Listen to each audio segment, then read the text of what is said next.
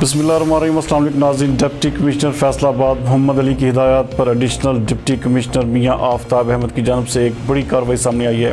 हमारे divisional bureau chief मियां एजाज असलम के मुताबिक शेखुपुरा रोड पर फैसल फ्लोर मिल्स को कोटा के तहत 1000 बैग्स मुतलका पॉइंट तक ना पहुँचाने पर सील कर दिया गया।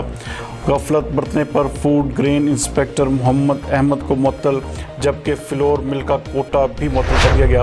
नाज़रीन, आपको एक बार फिर बताते चलें कि डिप्टी कमिश्नर फैसलाबाद मोहम्मद अली की हिदायत पर एडिशनल डिप्टी कमिश्नर रेवेन्यू मियां आफ्ताब अहमद की एक बड़ी कार्रवाई सामने आई है, जिसमें शेखपुरा रोड पर वाक़ फैसल फ्लोर मिल्स को कोटा के तहत 1000 बैग मुतलका पॉइंट तक ना पहुँचाने पर सील कर दिया गया, जबकि गफलत बरतने पर food grain inspector Mohammad Ahmad और फ्लोर मिल का कोटा भी मुअत्तल कर दिया गया।